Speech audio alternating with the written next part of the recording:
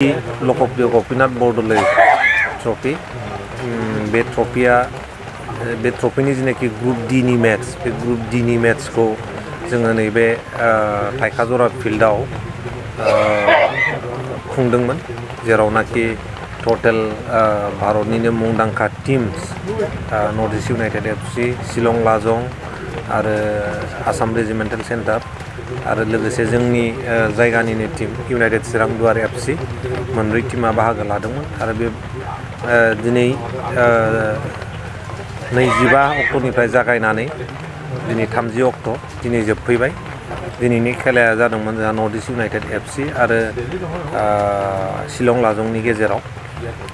जोंहा दा फैयै जेनाखि नैबे ग्रुप डी नि मैच बे ग्रुप डी नि मैचआव लीगआव यूनाइटेड चिरां दुवार एफसीआ टोटेल 7 पॉइंट्स मोननानै जोङो दिनै सेमि फाइनालाव पार्टिसिपेट खालामनो थाखाय खाबु मोनबाय। दा जोंहा गुवाहाटीआव एप्रिलनि 1 तारिखआव यूनाइटेड चिरां दुवार एफसी आरो दिल्ली एफसीनि गेजेराव सेमि फाइनाल बादायलायनाया जागोन गुवाहाटीनि नेहरू स्टेडियामाव। दा जोंनि यूनाइटेड चिरां दुवार जेनाखि एफसीखौ मोजां मोनग्रा रायजो राजा बिथांमोनखौ लोब फैनानै बा लोब थांनानै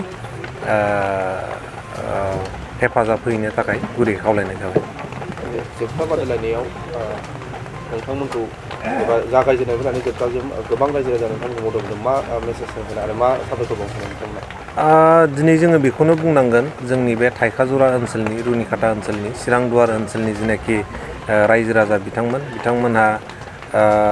लोब जोंखौ हेफाजाब होदों। बयबो लैहोर फैनानै नायफैदों जायनि थाखाय दिनै नैबेयो मोनसे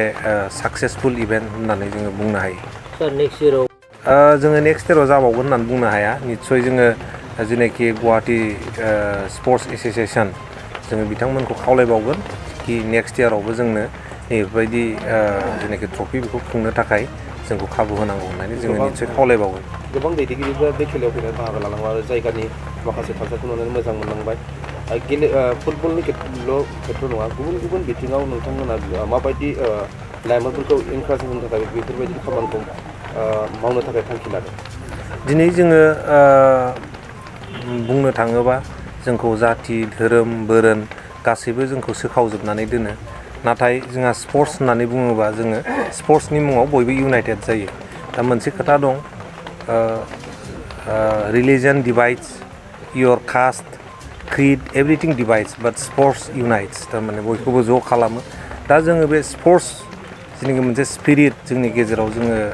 क्रिएट खालामनांगोन आरो जोंनिनाखि जाखांफुनाय यां लाइमोनफोर बिथांमोनहा जोङो गुबुन गाज्रि खामानियावसो एंगेज जानानै दं। दा बेफोरखौ जोङो स्पर्ट्सनि खेथ्रआव जिखुनु फुटबलानो जा बा बाखि डिसिप्लिनानो जा जोङो बेफोरबायदि डिसिप्लिनाव जुदि जोङो एंगेज खालामनो हायोबा निस्सय जोंनि ससाइटिया जोंनि जाथिया बा जोंनि ओनसोला जौगाखांगोन होननानै जोङो मिजिंथिनो हायो। जोंनि जिल्लायाव दाबो माने स्पर्ट्सनि खेथ्रआव रेसिडेन्सियेल क्लाब हाउसफोर गैया। बेखौ सरकारनिफ्राय माबा मोनसे एडभाइस खालामनो हागोन नामा? दिनै जोंना मोनसे खोथाया बेखौनो बुंनांगौ। दिनै फुटबल जेनाखि नैबे बरदल ट्रफि खुंदों जोंनि जायगायाव ग्रुप डी मैचखौ बेयावबो जथेस्थ' जोंनि बिटिआर सोरखारा हेफाजाब होदों। आरो दा जोंना गिबियावनो मा जायो माबा मोनसे खुंनो नागिरोबा गिबियावनो जोङो मा जायो गभर्नमेन्टनि सापर्टनि खोथा बुंगोरो। जोङो मावनानै देखायगोरा। जोङो दा एसेबाबो जा हायो जोंनि जेनाखि एफर्ट जोंनि नाजानाय बे नाजानाय आरो एफर्टजों जोङो गावनो माखासे हाबाखौ जोङो मावनानै दिन्थिग्रोनांगोन। बिनि उनाव जोङो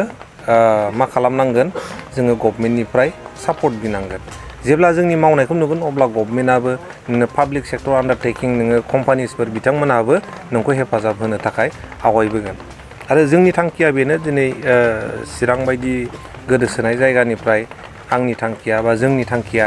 कि दिनै यूनाइटेड चिरां दुवार एफसीआ जोङो आई लीग गेलेहैनायनि मोनसे बेबस्थाखौसो जोङो सानबाय थादों। दा जोंनि नर्थ ईस्टनिफ्रायनो स्टेट हमनानै ला मिज'रामफोरनिफ्राय बा मणिपुरफोर बायदिनिफ्राय मोननै टीम आई लीग गेलेहैनो हायो। बाट जोङो नायोबा आसामनिफ्राय दिनैनि दिनाव आई लीग गेलेनो हानाय हैनांगौ। आई लीग गेलेहैनो हायोबा जोंनिनो लाइमोन सेंग्राफ्रा बाहाय पार्टिसिपेट खालामनो हागोन नेशनेल इन्टारनेशनेल इभेन्टआव नोङो माबा नोजोर बोजागोन बे गिदिरथार थांखिखौ लानानै जोङो दिनै आगान सुरदों खोनादों जे सेमिफाइनालाव हलिचरन बिथांखौबो गेलेफागोन होनना एसे ओरैनो खोनादों बे दिनै सानसेनि गेजेराव हायद्राबाद एफसिजों गोबांबार रायलायनाय जादों बिथांमोननि जेनेखि फुटबल डाइरेक्टर बिथांमोनजों गोबांबार रायलायनाय जादों रायलायै माखासे रुल्स एन्ड रेगुलेसनखौ लानानै बिथांमोनहा एलाउ खालामनो हाया होनदों खिन्थु फिउचाराव हायद्राबाद एफसि आरो इउनाइटेड चिरां दुवार एफसिजों जे इन एस'सियेसन उइथ थारमाने खामानि मावलांगोन बियो रोखा जाबाय नोंथांमोननि जिखिनि गिबि खेब चिरां दुवार इउनाइटेड एफसिया बरदल लख'पआव बाहागो लानो मोननाय माबायदि थासारिनि गेजेरजों नोंथांमोना गिबि खेब बाहागो लानो हाया गिबियावनो जोङो गुवाहाटि स्पर्ट्स एस'सियेसनखौ साबायखर बावनांगोन मानो होनोबा जोङोथ' गोदान टीम दा गोदान टीमखौ जे बरदल ट्रफियाव जोंखौ गेलेनो थाखाय सुजुग होदों जोंनि सायाव फोथायनाय लाखिदों जोङो बिथांमोननो जोङो गोजोननाय जासिनांगोन आरो जोंनि जायगायाव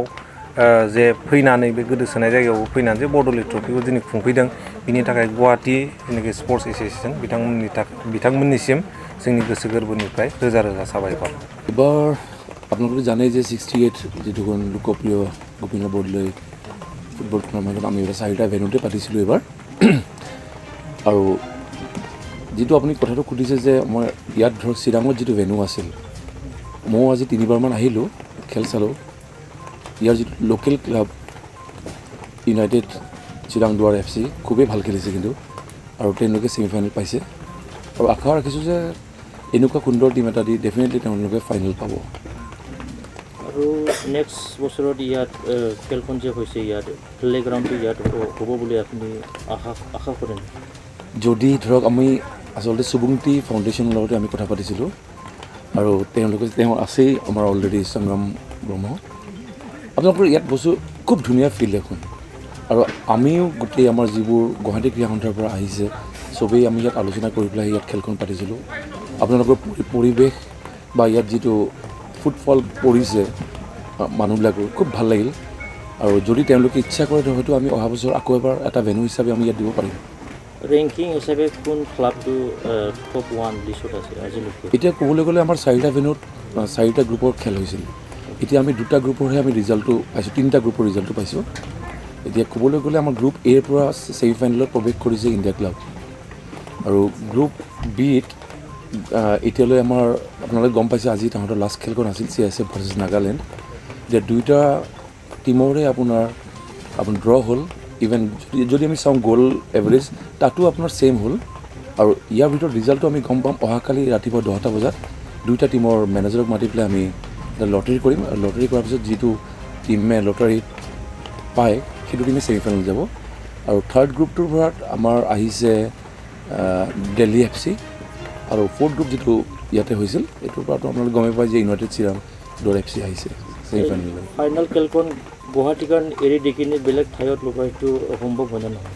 বৰ্তমান আমিতো প্লেনিং কৰিছিলোঁ গুৱাহাটী জাজেছ ফিল্ড পথাৰত কিন্তু এতিয়া আমি শিফ্ট কৰিছোঁ সেইটো আমাৰ নেহৰু ষ্টেডিয়ামত আৰু নেহৰু ষ্টেডিয়ামত আপোনালোকে জানে যে 2খন গ্ৰাউণ্ড আছে 1 নম্বৰ গ্ৰাউণ্ড আৰু 2 নম্বৰ গ্ৰাউণ্ড আৰু এই 2খন গ্ৰাউণ্ডতে আপোনাৰ ছেইম ডে 1 তাৰিখে 2:30 PM আমি ছেমিফাইনেল 2খন একেলগে পাতিম আৰু 3 তাৰিখে ফাইনেলখন আমি 2:30 আমি গ্ৰাউণ্ড নম্বৰ 1 যিখন আছে ফাৰ্ষ্ট গ্ৰাউণ্ড নম্বৰ 1 তাত আমি फाइनलखौ पातिम